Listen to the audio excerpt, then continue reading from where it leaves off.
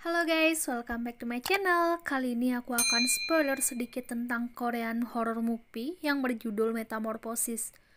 Film ini mengisahkan tentang seorang pendeta yang pada suatu hari pendeta ini menangani kasus kerasukan yang terjadi pada seorang gadis muda.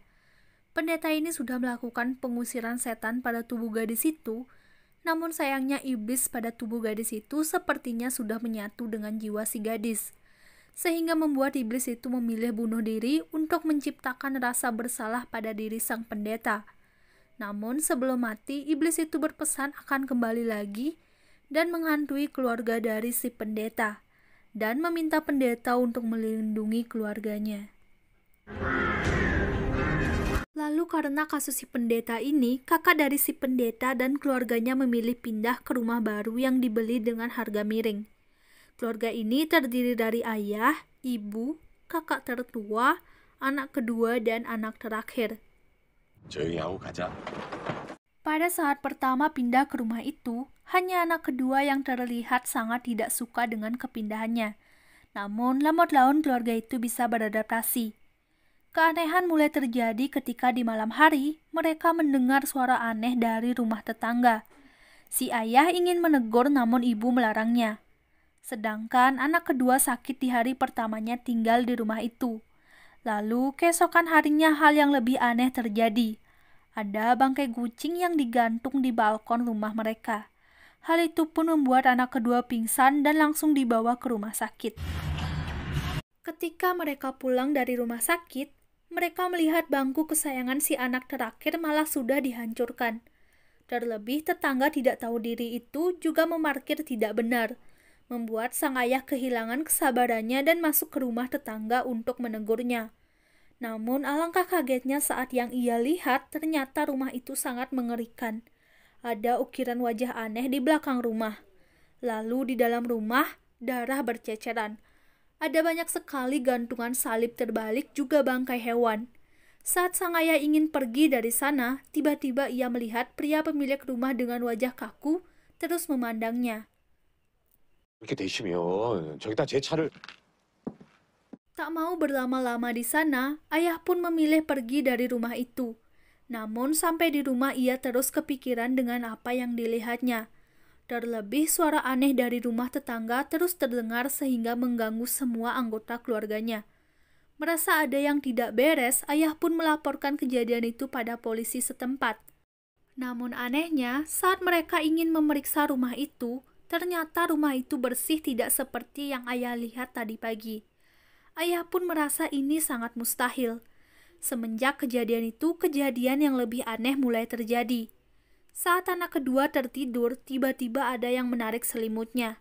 Saat ingin mengecek hal itu, rambutnya ditarik seseorang. Ternyata orang itu adalah ayahnya sendiri. Ayah menatapnya dengan gairah, itu membuat anak kedua sangat takut. Namun untunglah ayah keluar tanpa melakukan lebih padanya. Keesokan paginya, ibu mereka yang bersikap aneh. Anak kedua masih terlihat marah, menatap ayahnya dengan benci. Tapi ayahnya bersikap seperti tidak tahu apa-apa. Saat makanan sudah siap, sang ibu melahap dengan cepat. Anak terakhir berkomentar rasanya sangat asin. Sang ibu pun marah padanya, sehingga membuat kekacauan di pagi hari. Tapi anehnya, saat sang ayah pulang kerja, ia melihat ibu berperilaku seolah hal tadi pagi tak pernah terjadi. Lalu, apakah yang sebenarnya terjadi? Saat sang kakak sedang mandi, adik kedua menghampirinya dan menakut-nakutinya, mengatakan hal-hal aneh pada anak pertama. Jadi, selesai mandi, anak pertama menghampiri adik keduanya. Namun, adiknya mengatakan, sedari tadi ia di kamar. Adiknya juga menceritakan mengenai perilaku ayahnya kemarin. Anak pertama tak percaya karena setaunya ayahnya bukan orang yang seperti itu. Lalu beberapa saat kemudian ayah mereka masuk dan menyerang mereka. Mereka sangat ketakutan.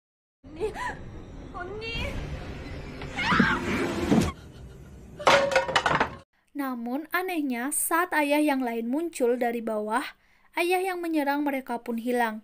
Ini adalah hal aneh. Namun lebih aneh lagi ketika sekarang sang ibulah yang menyerang mereka. Saat ada ibu yang lain, ibu yang menyerang mereka masuk ke dalam kamar. Ayah pun memeriksanya. Namun hanya ada palu yang tadi dipegang ibu itu. Mereka sangat bingung dan ketakutan. Ini adalah hal nyata yang mereka alami. 하는 거야 이 밤중에? 하루 왜 그래? 얘들아 왜 이러고 있어? Melihat situasinya sangat buruk, anak pertama menelpon pamannya untuk membantunya menyelamatkan keluarga mereka. Namun sang paman mengatakan ia tak bisa lagi. Rasa bersalah di masa lalu membuatnya tak berani mengambil resiko lagi. Terlebih sang paman sudah memutuskan untuk bekerja di luar negeri untuk menghilangkan rasa bersalahnya. Ayah yang mendengarnya mencoba menghormati keputusan adiknya dan tak memaksanya untuk membantu. Hal itu membuat ayah dan ibu bertengkar, dan ibu serta anak kedua juga memilih pergi dari rumah itu. Namun saat mereka ingin pergi, ternyata paman datang. 대문 열려 있어서 그냥 들어왔어요. Paman datang karena paman sudah mengubah keputusannya, dan datang untuk membantu. Paman mengumpulkan keluarga dan menjelaskan jika selama ini ada iblis yang menyamar menjadi anggota keluarga. Karena hal itu, paman meminta untuk malam ini mereka harus tidur bersama. Selain itu, paman juga mengecek rumah tetangga yang saat ia masuk, ternyata keadaan rumahnya sangat kotor dan mengerikan. Dan hal yang lebih mengejutkan, ternyata iblis ini ada hubungannya dengan masa lalu sang paman. Ternyata iblis ini adalah ayah dari anak yang tak mampu ia tolong kemarin. Dan ternyata ayahnya itu dibunuh oleh ibu dari anak yang tak mampu ia tolong kemarin. Lalu apakah hubungannya? Sudah dipastikan iblis ini berniat jahat. Paman pun merasa sangat khawatir dan meminta diadakan pengusiran setan. Namun yang akan melakukannya bukan dirinya, melainkan sang tetua pastor yang ia kenal.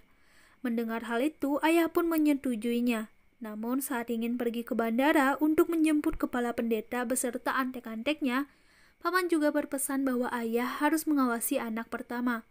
Karena tadi pagi paman mengganti air minum dengan air suci. Hanya anak pertama yang tidak mau minum. Jadi sudah dipastikan iblis itu ada di dalam tubuh anak pertama. 할 수가 있어. 그러니까 조금만 기다리자. Di lain sisi, anak kedua diminta untuk mengambil salib di ruang bawah tanah. Namun ia mendengar bisikan-bisikan aneh. Lalu ia diseret ke perapian. Dan lalu di bandara, paman mengetahui fakta aneh karena kepala pendeta tak pernah meminta dijemput. Jadi sudah dipastikan ini adalah tipuan iblis. Karena takut terjadi hal buruk pada keluarga kakaknya, paman pun melaju dengan kecepatan penuh. Namun di tengah perjalanan, mereka dihadang oleh gagak, sehingga mereka mengalami kecelakaan. Di sisi lain, sang ayah mengikat anak pertama dan beberapa saat kemudian, ternyata paman mampu bertahan dan datang sendiri mengatakan bahwa ia mengalami kecelakaan dan tak bisa melakukan pengusiran setan. 구마를 하는 사람들은 Namun ayah memaksa dan berkata paman saja yang melakukannya. Ayah yakin paman bisa melakukannya. Karena dipaksa paman pun mau melakukannya. 내 딸이 아니라며 못해. Paman melakukan ritual aneh di mana paman mencambuk anak pertama bertubi-tubi. Ibu pun datang untuk mencegah. Namun sang ayah tak mau tahu dan mendorong ibu hingga jatuh. Sekarang ayah malah curiga pada si ibu. Pertengkaran mereka membuat sang paman tertawa. Si ayah mulai memahami situasi. Ternyata iblis itu menyamar dan berpura-pura sebagai adiknya. Namun saat iblis ingin membunuh ayah, paman yang asli datang membantu dan menghentikan iblis itu. Lalu mereka datang ke ruang bawah tanah karena mendengar tangisan anak terakhir. Di sanalah mereka tahu jika anak kedua sudah mati terbakar. Hati mereka sangat hancur. Lalu anak pertama datang dan berubah menjadi mengerikan. Jadi benar iblis itu ada pada diri anak pertama. Paman pun berusaha membantu. Membaca mantra juga tidak bisa mengalahkan sang iblis. Iblis itu sangat kuat seperti tak bisa dikalahkan. Namun paman tahu jalan satu-satunya adalah membunuh dirinya bersama sang iblis. Sehingga semua ini bisa berakhir. Paman mengorbankan dirinya sendiri demi keluarga kakaknya. Sungguh ini adalah pengorbanan yang luar biasa. Iblis memang ada di setiap diri seseorang, namun tergantung dengan dirimu sendiri. Entah jiwa Tuhan yang mengendalikanmu atau jiwa iblismu. Di saat dirimu dikuasai oleh amarah, dengki, dan hal negatif lainnya, di saat itulah iblis mudah mengendalikanmu. Tetaplah berdoa dan selalu berpikir positif. Dengan begitu kamu bisa menghindari hal buruk.